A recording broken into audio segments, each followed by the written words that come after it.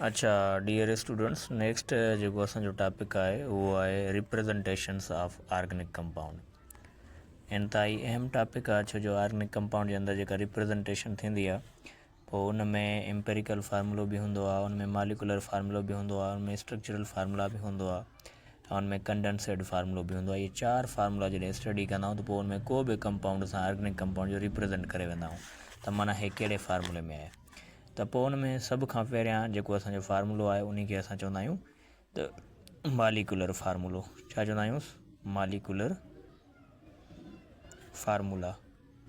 हाणे जेको मॉलिक्यूलर फार्मूलो आहे, मॉलिक्यूलर फार्मूले खे m.f सां बि ज़ाहिर कंदा आहियूं। हाणे मॉलिक्यूलर फार्मूले जी डेफिनेशन इहा हूंदी आहे, a formula which shows the actual ratio of atoms in a molecule is called molecular formula. माना कंहिं बि मॉलिक्यूल जे अंदरि जेको भी एटमन जो रेशो है उन टोटल एग्जैक्ट रेशे के मालूम करणी असो मॉलिक्यूलर फार्मूलो होंगे। माना हिन जी डेफिनेशन लिखूँ इहा थी, अ फार्मूला विच शोज़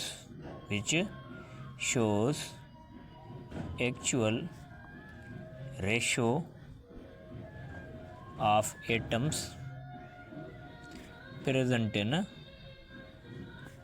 इन मॉलिक्यूल। माना कहीं भी मॉलिक्यूल के अंदर जेको भी असो एक्चुअल रेशो पयो आहे उन रेशो के असां छा चवंदा आहियूं? Molecular formula. छा चवंदा आहियूं? Molecular formula. जीअं मिसाल तौर तव्हां ॾिसो त हाणे ही फार्मूलो आहे असांजो C6H6 बेंज़ीन जो। छा जो फार्मूलो आहे? बेंज़ीन जो। हाणे जो जेकॾहिं एक्चुअल मां तव्हां रेशो पुछां, तव्हां एक्चुअल रेशो इहो चवंदो त कार्बन जो एक्चुअल रेशो भी 6 पियो आहे ऐं हाइड्रोजन जो एक्चुअल रेशो भी 6 पियो आहे। माना 6 रेशो 6 जेको आहे इहो असांजो हक़ीक़ी रेशो हिन मॉलिक्यूल जे अंदरि पियो आहे। हिन हक़ीक़ी रेशो खे असां छा चवंदा आहियूं? Molecular formula. माना को भी पुछे what is the molecular formula of benzene, तव्हां चई सघो था त यानी कि 6:6, या उनखे तव्हां चई सघो था C6H6। माना ये असां जेको टोटल पियो आहे ख़ुदि एक्चुअल आहे, पर जॾहिं रेशो कढंदासीं त विच में तव्हां ख़बर आहे हे निस्बत जी जेका निशानी हूंदी आहे उहा असांखे हीअ ॾियणी पवंदी आहे। हीअ जेका निस्बत जी निशानी आहे इन खे असां इंग्लिश में छा चवंदा आहियूं? रेशो। माना इहो रेशो उन्हनि जे विच में हुजणु ज़रूरी आहे। या अञा ॿियो मिसाल, जीअं मिसाल तौरु C6H12O6 ग्लूकोज़ आहे। हाणे हिन जो एक्चुअल रेशो छा थींदो? 6:12 रेशो ऐं ॿियो छा असांजो थींदो वञी 6 रेशो। माना हे जेको असांजो टोटल रेशो आहे इहो असांजो छा आहे? एग्जैक्ट रेशो आहे, एक्चुअल रेशो आहे। पोइ कंहिं बि एटम जे अंदरि मौजूदु एटम्स जो एक्चुअल रेशो मालूम करणी असां उनखे मॉलिक्यूलर फार्मूला कंसिडर कंदा आहियूं। माना अहिड़ो फार्मूलो जेको असांखे एक्चुअल रेशो ॾिए। अच्छा, उन खां पोइ नेक्स्ट जेको आहे उहो आहे असांजो एम्पेरिकल फार्मूला। छा हूंदो आहे? Empirical formula. हाणे जेको एम्पेरिकल फार्मूलो आहे, एम्पेरिकल फार्मूला में भी असां एटम्स जो रेशो कढंदा आहियूं, हुन में भी असां एटम जो रेशो कढंदा आहियूं, पर हिन ऐं हिन में फ़र्क़ु इहो आहे त हिन में असां एक्चुअल कढंदा आहियूं, हिन में असां सिंपलेस्ट कढंदा आहियूं। सम्झो था? माना हिन खे तव्हां ॿियो नालो तव्हां ॾेई सघो था मॉलिक्यूलर फार्मूला खे, त एक्चुअल फार्मूला। छा चई सघोसि था? Actual formula. हिन खे तव्हां चई सघो था सिंपलेस्ट फार्मूला। छो त हिन में असां छा कंदासीं? सिंपल कंदासीं, उन्हनि खे सादो कंदासीं। माना हीअ वर्ड जेके आहिनि असांखे उनजी पूरी डेफिनेशन जी तरफ़ ध्यानु ॾियारींदा। पोइ एम्पेरिकल फार्मूला जी डेफिनेशन इहा हूंदी आहे, अ फार्मूला विच शोज़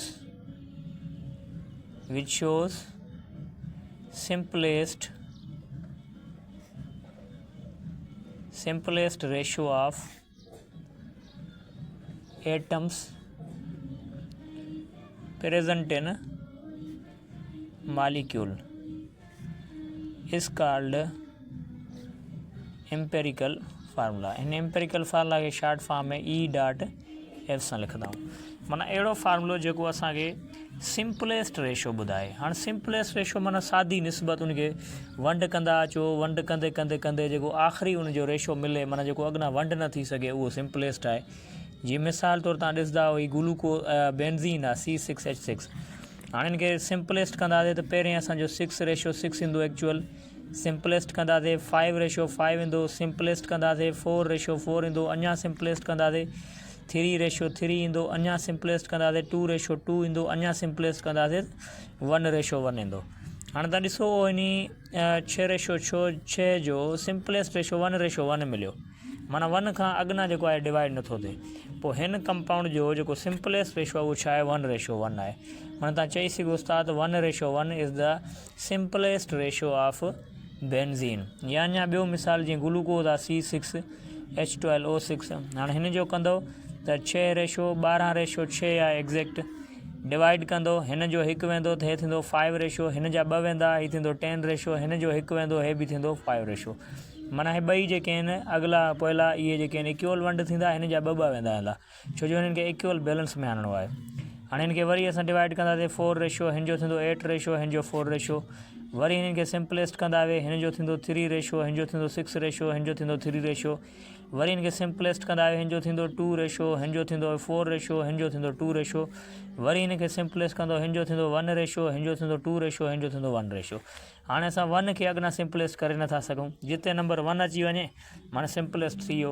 हाणे 1 खे असां छा में सिंपलेस्ट कयूं, चलो 2 त असांजो सिंपलेस्ट थिए पर 1 नथो थिए, माना जिते असांजो हे को बि नंबर सिंपलेस्ट थियण खां रहिजी वञे त असांजो आख़िरी सिंपलेस्ट कंडीशन उहा ई हूंदी आहे। माना हाणे ग्लूकोज जी सिंपलेस्ट जेका फार्मूलो थींदो C6H12O6, हिन जो सिंपलेस्ट रेशो छा निकिरंदो 1:2:1, माना हे सिंपलेस्ट आहे। तव्हांखे ख़बर ई त एग्ज़ैक्ट हिन जो रेशो एक्चुअल हे हुयो 6:12:6, ऐं हिन जो हाणे सिंपलेस्ट छा आहे 1:2:1। पोइ हीअ असांजो जेको हूंदो आहे उहो एम्पेरिकल फार्मूलो हूंदो आहे। नेक्स्ट असांजो छा आहे उहो आहे स्ट्रक्चरल फार्मूला। स्ट्रक्चरल फार्मूला, हाणे स्ट्रक्चरल फार्मूलो छा खे चवंदा आहियूं, स्ट्रक्चरल फार्मूला उन खे चइबो आहे फार्मूला इन which each atoms individually attached इन a formula is called structural formula. माना अहिड़ो फार्मूलो जंहिंमें को बि असांजो जेको एटम आहे उहो अलॻि अलॻि नमूने सां अरेंज हुजे, अलॻि हिकिड़ो थी करे टच थियल हुजे, त उहो हमेशह असांजी स्ट्रक्चर ठहंदी आहे, उनखे स्ट्रक्चरल फार्मूला चवंदासीं। माना अ फार्मूला विच shows attachment of atoms in individual form in a formula is called structural formula। हाणे स्ट्रक्चरल फार्मूला बाबा छा हूंदो त अहिड़ो फार्मूलो जंहिंमें एटम्स जी अटैचमेंट हुजे पर उहा छा में हुजे इंडिविजुअल हुजे, माना अलॻि अलॻि फार्मूलो हुजे, अलॻि अलॻि एटम हुजे। मिसाल तौरु हाणे मां तव्हांखे चवां हीअ आहे CH4 बेंज़ीन, हाणे कंबाइन फॉर्म में आहे, हिन जी स्ट्रक्चर ठाहियो, तव्हां छा कंदा कार्बन सेंटर ते ॾींदा हाइड्रोजन हिकिड़ी हिते, हिकिड़ी हिते, हिकिड़ी हाइड्रोजन हिते, हिकिड़ी हिते। हाणे हिन में छा तव्हां अहिड़ो कयो जो हिन जी शेप ठही पई, हिन में तव्हां सिर्फ़ु हर हिकु एटम खे अकेलो अटैच कयो आहे। हीअ फार्मूलो बि उहो ई चवंदो आहे त हर हिकु एटम खे तव्हां अकेलो इंडिविजुअल अटैच कयो कंहिं बि फार्मूले में, त हमेशह हुनजी स्ट्रक्चर ठहंदी आहे। पोइ हाणे ॾिसो बेंज़ीन हिन खे मीथेन खे इंडिविजुअल अटैच कयोसीं त असांजी शेप ठही पई, पोइ इन क़िस्म जे फार्मूले खे स्ट्रक्चरल फार्मूलो चवंदासीं। या अञा मिसाल तौरु हीअ आहे C2H6, हीअ कार्बन, हीअ ॿी कार्बन, ते हाइड्रोजन, हिन जाइ ते बि हाइड्रोजन, हिते बि हाइड्रोजन, ते बि हाइड्रोजन, हिन जाइ ते बि हाइड्रोजन, हिते बि हाइड्रोजन। हाणे हर जाइ ते हर पोजीशन ते तव्हांजी हाइड्रोजन अकेली अटैच थी वई ऐं कार्बन बि अकेलो अटैच थी वियो। पोइ जॾहिं एटम अकेलो अटैच थी वेंदो त हमेशह हुनजी शेप ठहंदी आहे। पोइ उन हिसाब सां असां हिन फार्मूले खे छा चवंदा आहियूं स्ट्रक्चरल फार्मूला। हाणे इन खां पोइ हिकिड़ो मालिकुलर फार्मूलो थी वियो, हिकिड़ो एम्पेरिकल फार्मूला थी वियो, हिकिड़ो स्ट्रक्चरल फार्मूला, ऐं बाक़ी हिकिड़ो जेको रहिजी वियो उहो आहे असांजो कंडेंसेड फार्मूला। चौथे नंबर ते छा आहे असांजो कंडेंसेड फार्मूला। कंडेंसेड फार्मूला, हाणे कंडेंसेड फार्मूलो छा आहे, कंडेंसेड फार्मूलो बि ईअं ई आहे जी जनरल फार्मूला ई हूंदा आहिनि, पर हिन में सिर्फ़ु हिकिड़ी शइ जी मना थियल हूंदी आहे। माना कंडेंसेड फार्मूला इन विच बॉन्ड लाइन इज़ ओमिटेड, माना अहिड़ो फार्मूलो जंहिंमें जेका बॉन्ड लाइन आहे, जेका कोवेलेंट बॉन्ड ठहंदो अंदरि मालिक्यूल जे अंदरि, सिर्फ़ु बॉन्ड लाइन जी मना हुजे, बाक़ी सॼो हुजे, पोइ असांजो कंडेंसेट फार्मूला आहे। माना जी तव्हां डेफिनेशन लिखी सघो था, आ फार्मूला इन विच bond line is prohibited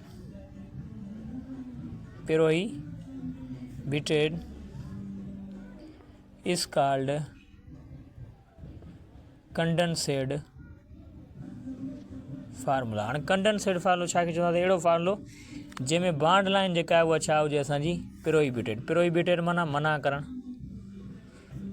मना करणु, माना जंहिंमें असांजी जेका बॉन्ड लाइन आहे उहा मना थियल हुजे।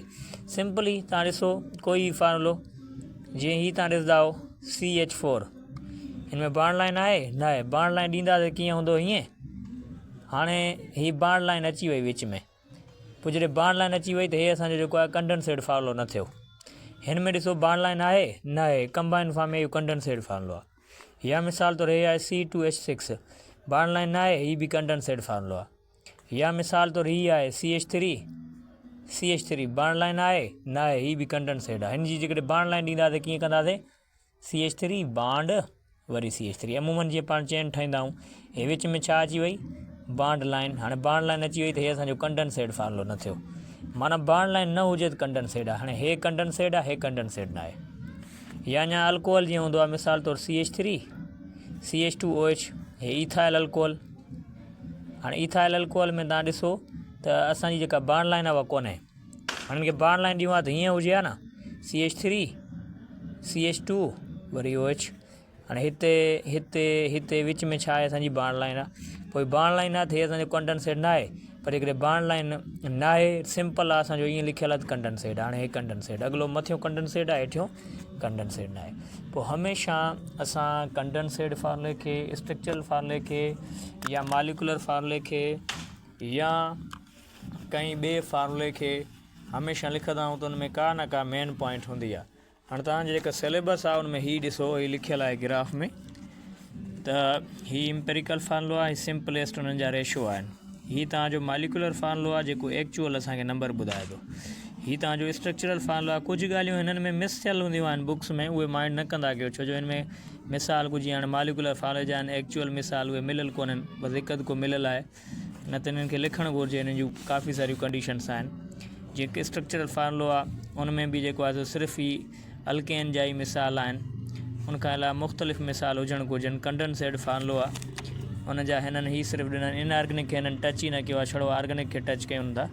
बहरहाल हिन में माना जर्नल इहो कॉन्सेप्ट हुजणु घुरिजे त इनऑर्गेनिक ऑर्गेनिक ॿिन्ही खे टच करनि, ऐं उन सां गॾोगॾु जेके बि शयूं हिन में माना मिस थियल हूंदियूं आहिनि उहे सभु कंबाइन करनि। 9th 10th फस्ट इंटर खे मिलाए पॉइंट्स वधीक हूंदियूं त वधीक सम्झ में ईंदो। बसि जस्ट हिननि हिकिड़ी डेफिनेशन लिखी हूंदी आहे, ऐं बाक़ी कुझु मटीरियल जेको आहे सो ॾेई करे कमु पूरो था करनि। बहरहाल इहो हुयो अॼु जो लेक्चर असांजो, जेको असां वाइंड अप कयो। इंशाल्लाह नेक्स्ट लेक्चर में वरी वधीक सिखंदासीं। वॾी महिरबानी।